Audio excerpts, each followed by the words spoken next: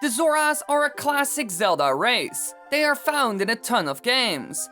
But where did they even come from? They were seen from Ocarina of Time onward. But where were they before that? Well, let's find out.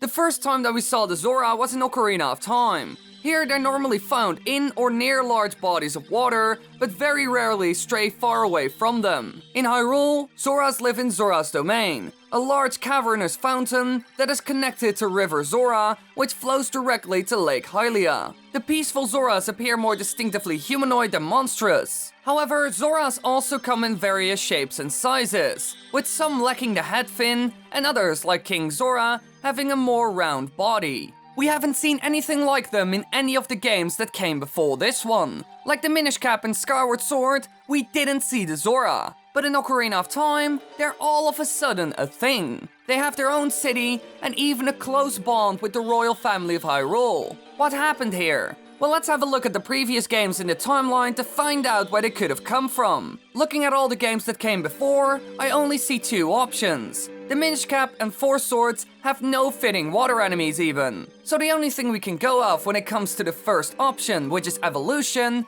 is the Perella seen in Skyward Sword. They appear to be a mix of a seahorse and a jellyfish, containing the head and tail of a seahorse and the body of a jellyfish. On their heads are crests that resemble coral, and they live solely in the waters of Lake Floria in the southeastern Faron province. They serve the water dragon Faron, and they are the only fitting water creatures that are seen before Ocarina of Time in the timeline. We only saw them in Skyward Sword, and after that they essentially disappeared, never to be seen again. So could it be that these beings became the Zora? Since according to Hyrule Historia, the aquatic race featured in Skyward Sword was originally going to closely resemble the Zoras. However, the designers were told to go with a more primitive design, and the idea was rejected. So even Nintendo was thinking about making them more like Zoras. So are these the more primitive version then? Well, the Perella serve Faron, and in Ocarina of Time, the Zoras guard the water temple, and it is considered a sacred place that is used to worship the water spirits. So could it be that they evolved into the Zora over time,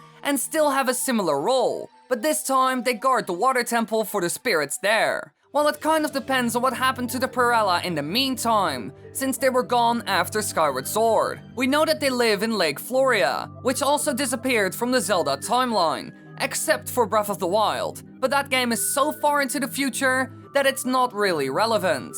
Could it be that Lake Floria became Lake Hylia over time, and the same happened with the Perella and the Zora? Well, the two lakes don't really look alike, but there's a lot of time between the two games, so it could happen. It's just not very likely. And also, there isn't enough evidence to assume that the Perella turned into the Zora instead of just disappearing or dying out. So clearly, there isn't enough going for this. We don't know what happened to them in the two games that came after Skyward Sword and before Ocarina of Time. But are there any other options left? Well, there's one thing which could explain it all.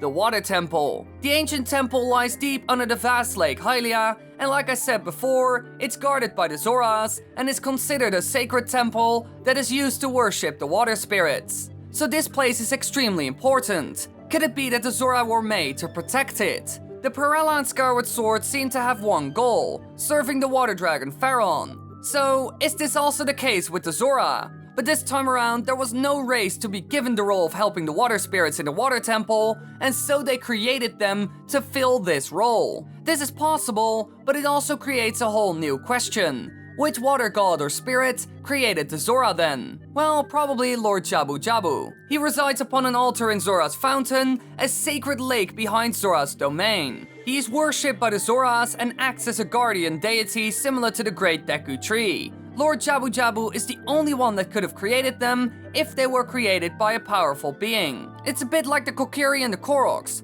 However, we aren't sure if the Deku Tree created them, but by the looks of it, that's the only option there is. And we even saw him again among the Zora in another game named Oracle of Ages. Though the exact relationship between this incarnation and the one that appears in Ocarina of Time is unknown. And by the looks of it, there's a bit of a pattern with it. However, there's one difference. If you look at the Kokiri and the Koroks, which are most likely made by the Great Deku Tree and have a similar relationship, you can see that they can't survive without him. In every timeline and game where the Great Deku Tree is dead, or at least not around, the Kokiri and the Koroks are also gone. So by the looks of it, they need each other. We even saw a clear sign of this in Ocarina of Time, when the Great Deku Tree was dead and the Kokiri were doomed. But the Zora have been seen in games without Lord Jabu-Jabu around. So is this a different scenario then? Well, I'm not sure. It's just something that I noticed. And it could mean that Lord Jabu-Jabu never created them because they can survive without them. However, it could also be that they started to adjust themselves and ended up surviving.